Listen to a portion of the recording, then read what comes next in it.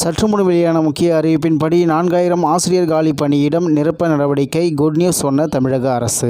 செய்தியை முழுமையாக கேட்கறதுக்கு முன்னாடி நம்ம சேனலை சப்ஸ்கிரைப் பண்ணலாம். சப்ஸ்கிரைப் பண்ணிக்கோங்க. மறக்காம பெல் பட்டனை கிளிக் பண்ணிக்கோங்க. அப்பதான் நம்மளுடைய அப்டேட்டட் நியூஸ் உங்களுக்கு உடனுக்குடன் வந்து சேரும். அரசு கல்லூரிகளில் ஆசிரியர் மற்றும் முதல்வர் பணியிடங்களில் காலி பணியிடங்கள் இருப்பது உண்மை என்றாலும் மாணவர்களின் கல்வி பாதிக்கப்படாமல் இருக்க கௌரவ விரிவுரையாளர்கள் நியமிக்கப்பட்டுள்ளதாக தகவல் வெளியாகியுள்ளது. கல்விதான் மாணவர்களின் நல்வழிப்படுத்தும் ஆயுதமாக உள்ளது. அந்த வகையில் கல்விக்கு முக்கியத்துவம் கொடுத்து பல்வேறு திட்டங்கள் தமிழக அரசு செயல்படுத்தி வருகிறது. மாணவர்களுக்கு உதவிடும் வகையில் கல்வி உதவித்தொகை, இலவச சைக்கிள், பேருந்து பயண அட்டை, புத்தக பை என திட்டங்கள் நடைமுறைப்படுத்தி வருகிறது. இதேபோல ஆசிரியர் பணியிடங்களை நிரப்பிடவும் நடவடிக்கை எடுத்து வருகிறது. இதனிடையே உயர்கல்வியான கல்லூரியில் ஆசிரியர்கள் காலி பணியிடத்தால் மாணவர்கள் கல்வி பாதிக்கும் நிலை உருவாகியுள்ளது. இந்த நிலையில் அரசு கல்லூரிகளில் முதல்வர்கள் மற்றும் பேராசிரியர்கள் காலி பணியிடங்கள் குறித்து வெளியாகியுள்ள தகவலுக்கு பதிலளித்துள்ளது தமிழக அரசு. இது தொடர்பாக உயர்கல்வித்துறை அமைச்சர் கோவி செழியன் வெளியிட்டுள்ள அறிவிப்பில் தமிழ்நாட்டில் மொத்தம் 180 அரசு கலை மற்றும் அறிவியல் கல்லூரிகள் இயங்கி வருகின்றன. இந்த கல்வியாண்டில் மட்டும் முதலமைச்சர் அவர்களின் உத்தரவின்படி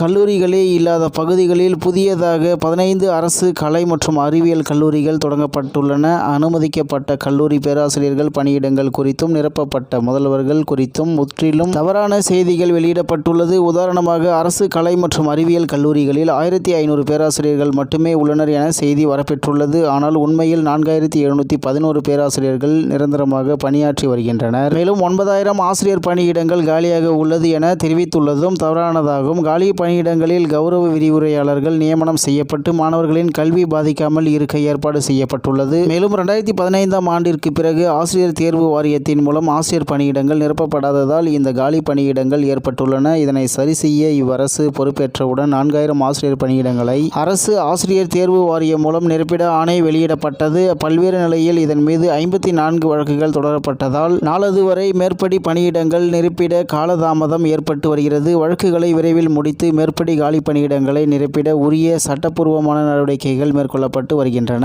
மேலும் பல்வேறு வழக்குகளால் நிரந்தர உதவி பேராசிரியர்களை தேர்வு செய்ய காலதாமதம் ஆகும் நிலையிலும் மாணவர்களின் கல்வி நலன் கருதி கௌரவ விரிவுரையாளர்கள் காலி பணியிடங்களில் நிரப்பப்பட்டு கல்வி பணியாற்றி வருகின்றனர். மேலும் தற்போது சுமார் 800 பணியிடங்களில் கௌரவ விரிவுரையாளர்களை நிரப்பிட நடவடிக்கை எடுக்கப்பட்டு வருகிறது. இதனால் மாணவர்களுக்கு உயர்கல்வி சேவை எந்த வகையிலும் தமிழ்நாட்டில் பாதிக்கப்படவில்லை. உயர்கல்வித்துறையின் கீழ் செயல்படும் 58 நிலை 1 அரசு கல்லூரிகளில் 46 நிரந்தர முதல்வர்கள் பணியாற்றி வருகின்றனர். இதில் காலியாக உள்ள 12 முதல்வர் பணியிடங்களில் ஏற்கனவே ஒப்பளிக்கப்பட்ட பட்டியல், அதாவது அப்ரூவ்டு பேனல் மற்றும் அடுத்து தெரிவு செய்யப்பட உள்ள பட்டியலிருந்து முதல்வர்களை பதவி உயர்வு மூலம் நிரப்பிட நடவடிக்கை மேற்கொள்ளப்பட்டு வருகிறது. 1998ஆம் ஆண்டு ஆசிரியர் தேர்வு வாரியத்தால் தெரிவு செய்யப்பட்டவர்களின் பணி மூப்பு பட்டியல் 2023இல் வெளியிடப்பட்டது. அப்பணிமூப்பு பட்டியலை ஏற்றுக்கொள்ளாமல் ஆசிரியர்கள் வழக்கு WPN 20170/2023 தொடுத்து தடையாணை பெற்றுள்ளனர். இதன் காரணமாக கல்லூரி முதல்வர்கள் பதவி உயர்வு வழங்குவதில் அரசுக்கு தாமதமாகி உள்ளது. இவ்வழக்கில் எதிர் உறுதி ஆவணம் உடனடியாக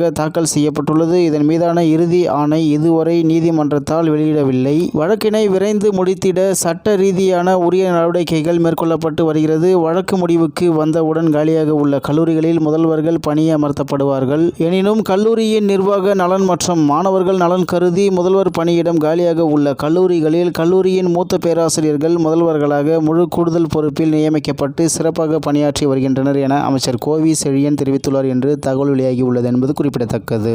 இத்துடன் இன்றைய முக்கிய செய்தி நிறைவேறுகிறது. மேலும் இது போன்ற செய்திகளை உடனுக்குடன் தெரிந்து கொள்ள ஆர்கே நியூஸ் தமிழ்நாடு சேனலுடன் இணைந்திருங்கள். நன்றி, வணக்கம்.